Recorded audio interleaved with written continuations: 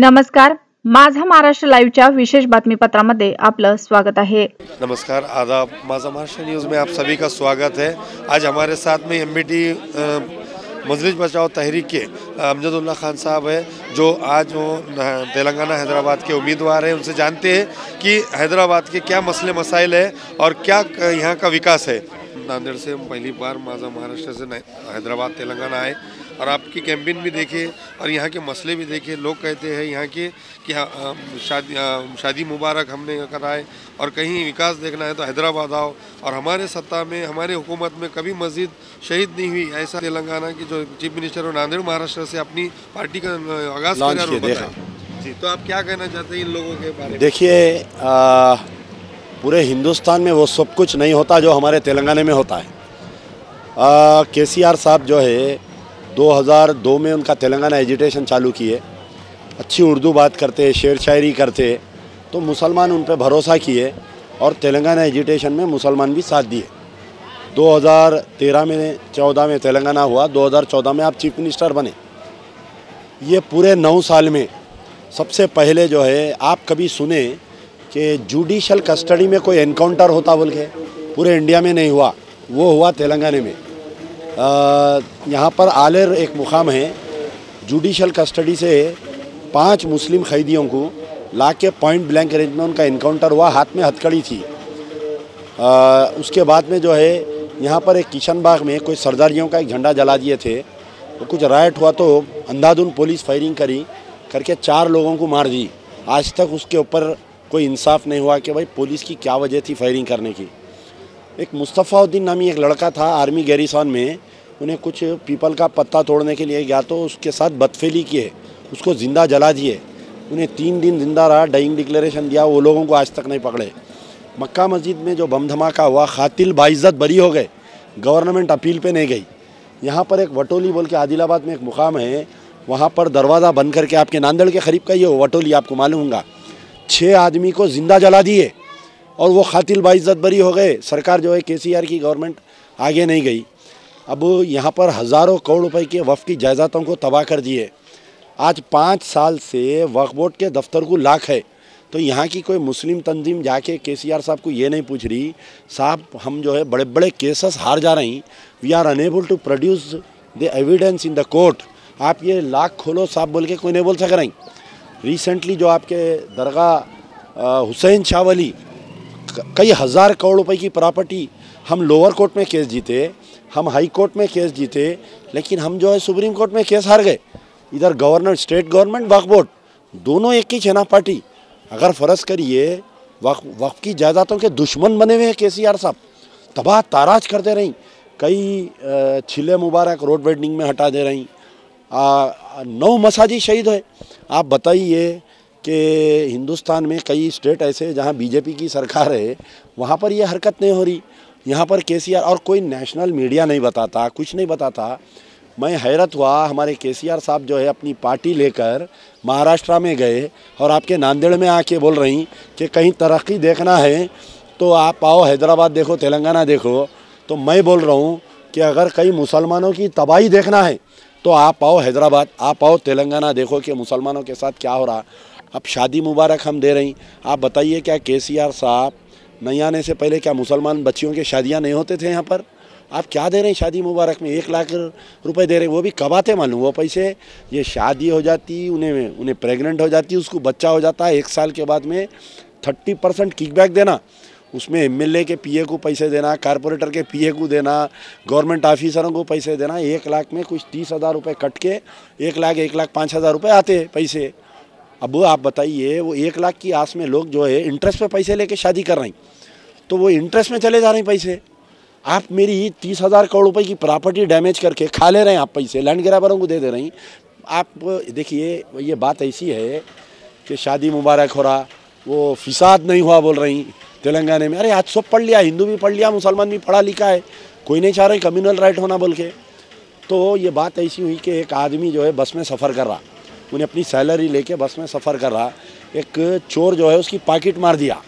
तो जब उसको टिकट लेने के लिए कंडक्टर पूछा, उन्हें अपने जेब में हाथ डाला, वो पर्स नहीं था उसका, ने वो जो चोर चुराया उन्हें आके इसके पैसे दे रहा टिकट के। तो सारे लोग बस में बोल रहे हैं अरे क्या नेक इंसान है भाई, इन्हें क्या नेक इंसान है। आप हमारी 30,000 करोड़ रुपए की वफ़ की प्रॉपर्टी खा लेके आप मेरे को 100 करोड़ भी नहीं दे रहे हैं आप मेरे को। तो ये यहाँ पर तेलंगाना, मैं आपको बोल रहा हूँ, देखिए आप झूठ ज़्यादा दिन दबा नहीं सकते। आप नेशनल चैनलों को ख़रीद के आप काबिल मुबारकबाद है हमारे शेख याहिया साहब, आप ही सवाल करे थे ना, आपको झूठ बोले उन्होंने शमशाबाद की मस्जिद का। और सेक्रेटरी में भी नहीं हुआ। नहीं देखिए, आप देखिए जब सेक्रेटेरिएट बना रहे थे इन्हों, सबसे पहले इन्हों जो है एक खाना मस्जिद बोल के एक ब्रिज बना रहे थे। किशन रेड्डी जहाँ के MP है, मिनिस्टर साहब कोई सेंटर से फंड्स लाए इन्हों, तो इन्हों स्टेट गवर्नमेंट उनको फैसिलिटेट करके रोड वाइडनिंग में पहले एक खाना मस्जिद हटाए, पूरा शहीद कर दिए। दूसरा क्या करे, इन्हों जो है कोत्तागुड़म बोल के एक जंगल है, वो फॉरेस्ट में 40 साल से मस्जिद है, वहाँ पर थोड़ी दूर पे एक मंदिर भी है, मस्जिद को शहीद कर दिए कि फॉरेस्ट एरिया में मस्जिद रहने से जानवरों को प्रॉब्लम हो रहा थे। हम तो मस्जिद तोड़ने के भी खिलाफ में हैं, मंदिर तोड़ने के भी खिलाफ में हैं। मंदिर जैसी की वैसी है, मस्जिद को शहीद कर दिया आप। फिर उसके बाद में सेक्रेटेरिएट में 2 मसाजिद शहीद करे। आप बताइए, असदुद्दीन ओवैसी ये बोल रही कि मरते दम तक बाबरी मस्जिद उसी मुकाम पे रहेंगे, ठीक है, बहुत अच्छी बात है। और गवर्नमेंट नरेंद्र मोदी बोले कि हम 5 किलोमीटर दूर पे आपको मस्जिद बना के देते, बोलते इन्हों रिजेक्ट करे, आई वांट माई मस्जिद बैक बोले। वही असदुद्दीन ओवैसी KCR के बाजू बैठे हुए है, सेक्रेटेरिएट में अंदर 2 मस्जिदों को तोड़ के ला के बाहर बना दिए, एक मस्जिद को बना के आप इनाग्रेशन करके बोल रहे हैं देखो कैसा CM है, गलती से टूट गई, बना के दे दिया बोल रहे हैं उन्हें। अरे 9 मस्जिदें शहीद हुए साहब, आप एक मस्जिद बना के कहा, वो भी दूसरे मुकाम पे बनाए। शरीयत इस बात की इजाज़त देती, क्या बोलिए आप। तो बहरहाल कहीं ना कहीं ये असदुद्दीन और KCR दोनों मिलके सारे तेलंगाना को बेवकूफ़ बना रहे। 2014 के बाद से अगर कोई तेलंगाना तरक्की नहीं करा, तेलंगाना की आवाम तरक्की नहीं करी, सिर्फ तरक्की करे तो 2 फैमिली तरक्की करे, एक KCR फैमिली, एक असदुद्दीन ओवैसी फैमिली, ये 2 जने तरक्की करे। सब हमने सुना था कि हमने तो बताया कि शमशाबाद की जो मस्जिद है उस टाइम में वहाँ पर उन्होंने मस्जिद का हमने वादा नहीं करे। एक मिनट में आपको देखिए, शमशाबाद के 2 मस्जिद शहीद हुए, 3 मस्जिद शहीद हुए शमशाबाद में। एक जो है वो कांग्रेस के पीरियड में शहीद हुई थी, जो एयरपोर्ट की मस्जिद है वो नहीं पता, हमने नहीं। तो आप सुनिए, आप सवाल करने से पहले थोड़ा आप स्टडी करना था, क्योंकि CM साहब जो है बहुत शानी इंसान है, उन्होंने 2 मिनट में गोल फिरा देते किसको भी। वो जो है मस्जिद उमर फारूक नाम है, जो कांग्रेस के पीरियड में जब UPA 1 UPA 2 की गवर्नमेंट थी, मनमोहन सिंह प्राइम मिनिस्टर थे, चीफ मिनिस्टर यहाँ पर हमारे राजशेखर रेड्डी साहब थे, जब एयरपोर्ट बन रहा था वो 700 एकड़ ज़मीन पूरी वक्फ की है। तेलुगु देशम पीरियड में वो ज़मीन अलाट हुई, कांग्रेस पीरियड में वो एयरपोर्ट बना, और कांग्रेस के पीरियड में वो मस्जिद शहीद हुई। वो मस्जिद से KCR साहब का कोई ताल्लुक़ नहीं है। इनके महमूद अली साहब जब एजिटेशन हम कर रहे थे वो मस्जिद के वास्ते, तो वहाँ पर एक मस्जिद बना के देते बोले, लेकिन आज की तारीख तक भी 9 साल में महमूद अली नहीं बनाए, KCR साहब नहीं बनाए, ठीक है। एक मस्जिद महमूद खान बोल के है, वो मस्जिद को के इलीगल कंस्ट्रक्शन बोल के मस्जिद को शहीद कर दिए। वो KCR साहब की बल्दिया जाके, उनकी पोली जाके रात को 3 बजे पैरामिलिट्री फोर्सेस डाल के उसको शहीद कर दिए। हम जाके एहतजाज करे, वहाँ के लोग एहतजाज करे, तो फिर हम खुद बना लिए, वो सरकार नहीं बनाई, KCR साहब नहीं बनाई, कुछ नहीं बनाई। वो तोड़ा सो कई को तोड़ा, वो कौन कलेक्टर तोड़ा, कौन RDO तोड़ा, उसके ऊपर केस नहीं बुक करे, और हम बनाए वो फिर से वहाँ के लोकल मुस्लिम्स जो है वो लोग दोबारा बना लिए मस्जिद। वो KCR साहब ये बोल रहे हैं कि मैं बनाया हूँ, बोल रहे हैं, वो झूठ बोल रहे हैं आपको। नू आप शमशाबाद की मस्जिद बोले तो हमारे दौर में नहीं टूटी बोल के उधर लेके जा रहे हैं एयरपोर्ट का। नहीं, ये एक हो गया। एक शमशाबाद में मेन रोड पे एक मस्जिद है, रोड वाइडनिंग में आधी मस्जिद वो कर दिए, उसमें दीवार तोड़ दिए, उसके बाथरूम्स, उसके मलगियाँ, और थोड़ी मस्जिद को कट कर दिए। क्या बोले तो रोड वाइडनिंग बोल के। तो मेरा बोलने का मतलब ये है कि कहीं ना कहीं KCR साहब बेहतरीन उर्दू बात करते, शेर शायरी करते, और उसके बाद 2 आशुर खाने, आइए इधर, एक अंबरपेट का आशुर खाना शहीद कर दिए, एक जो है नारायणपेट में 100 साल पुराना आशुर खाना, उसके अंदर जो रखे हुए अलम के, जो अलम मुबारक रखे हुए थे, वो 300 साल पुराने अलम मुबारक थे, वो निज़ाम के दौर के, उसको शहीद कर दिए। सेक्रेटेरिएट में जो मस्जिद शहीद करे, जो बमा लगा के उड़ाए वो लोग, सिलेंडर्स लगा के, वो मेंबर कहाँ है नहीं मालूम, अंदर के खुराना कहाँ है नहीं मालूम। कैसा बताइए आप। अब आज आके जब कर्नाटका के इलेक्शन में जो मुसलमान वन साइडेड जो बीजेपी के खिलाफ में इन आप समझिए कि तेलंगाना इलेक्शन जो है सेमीफाइनल ऑफ पार्लियामेंट इलेक्शन। अगर दिल्ली में मोदी को हटाना है तो तेलंगाना से छोटे मोदी को हटाना ज़रूरी है। तो कभी हमने तायद नहीं करे ऐसा बताया उन्होंने, कोई भी चीज़ में 3 तलाक हो या 370 हो या किसान बिल हो। जब आप नहीं आप सुनिए, सबसे पहले नोटबंदी में इन्हों तायद करे मोदी की, वाइस प्रेसिडेंट में तायद करे, प्रेसिडेंट में तायद करे, इन्हों केसीआर तायद करे ना। जुल्म की इंतहा ये हो गई हमारे साथ में जब शरीयत में मदाखलत करी BJP. He is the first party, पहले आदमी थे इन्हों ऐलान करे तलाक़ सलासा के मसले पे। पूरे एमपी जाके वोट डाले ना बिल में, डाले नहीं डाले।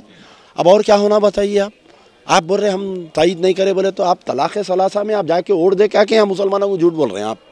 इतनी हिम्मत हो रही है आपकी, क्या मुसलमानों को कान में बीड़ी लगा लेके फिर नहीं समझ रहे हैं आप? बताइए आप। आज पूरी दुनिया देख रही, मुसलमान भी इंतज़ार में थे आंदो इलेक्शन बताते बोल के। इनके बेटे KTR साहब, आप 9 साल से इनका जो है ट्विटर निकाल के देखिए, कभी एक मसले पे, कभी एक मरतबा मुस्लिम इशू पे नहीं बोलते उन्होंने, एक मरतबा आज तक नहीं बोले उन्होंने। राजा सिंह दुनिया की जो है लपकुशाई करा, उसके ऊपर 27 केसेस में मैं कंप्लेनेंट हूँ। मैं जो केसेस में कंप्लेनेंट हूँ, ये KCR, ये KTR, ये हरीश राव, ये उस केस 19 केसेस क्लोज कर दिए लैक ऑफ एविडेंस बोल के। आप एक तरफ बोल रहे हैं हम मुसलमानों के दोस्त हैं, सरकार की शान में गुस्ताखी करने वाले को बचा रही इनकी गवर्नमेंट, इनकी गवर्नमेंट बचा रही ना साहब। आप BRS पार्टी जो है, आप अपने या तो KTR को या कविता उनकी बेटी को लड़ाना था आप गोशा महल से, क्यों नहीं लड़ाई साहब? अगर आप वाकई अगर आप मुस्लिम दोस्त है, उन्हें सरकार की शान में गुस्ताखी करा, आपको ये पूरे जो तेलंगाना के मुसलमान नाराज़ है, अगर आप एक राजा सिंह को हराने की कोशिश करते तो पूरा मुसलमान आपका साथ देता आपकी गलतियों को माफ़ करके। तो बहरहाल कहीं ना कहीं मोदी इन मास्क है। अच्छा, और एक बात आप बताइए कि मुसलमानों सबसे ज़्यादा अगर किसी से चिढ़ते तो PV नरसिम्हा राव से चिढ़ते। PV नरसिम्हा राव जब प्राइम मिनिस्टर था, बाबरी मस्जिद शहीद करा, वो PV नरसिम्हा राव की बेटी घर में सोरी सवाली को उठा के लेके जाके इन्हों MLC बनाए, इन्हों MLC बनाए ना पार्टी से अपने टिकट देके। आज जितने उलमा मशाइखीन तायद कर रहे हैं BRS की, मैं उनसे सवाल कर रहा हूँ कि आप PV नरसिम्हा राव के दोस्त को आप दोस्ती कर रहे हैं आप उससे।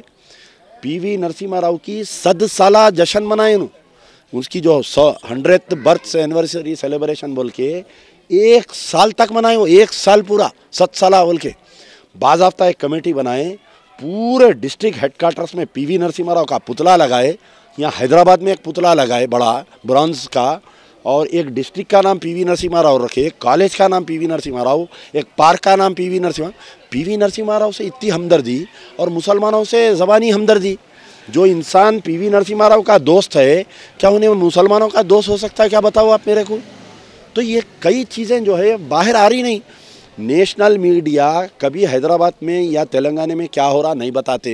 KTR साहब एडजस्ट करके रखे हुए पूरों को। असदुद्दीन ओवैसी साहब जो है कभी भी पार्लियामेंट में आलेर एनकाउंटर पे नहीं बोलते, कभी इनके MLA आलेर एनकाउंटर पे नहीं बोलते, वक्फ जायदादों में तबाह हो रही सो नहीं बोलते। आप मुझे हैरत हुई जब लास्ट असेंबली गई ना, अकबरुद्दीन ओवैसी कितने तारीफ़ करे आप देखे उन्होंने, तारीफों के पुल बांध दिए KCR के लोग। इनकाउंटर में जिसका हुआ था यहाँ का एक शख्स था, उसको हमने पैसे दिलाए और घर बन दिए। नहीं, वो जो देखिए आप सुनिए मेरी बात, वो भी धोखा है।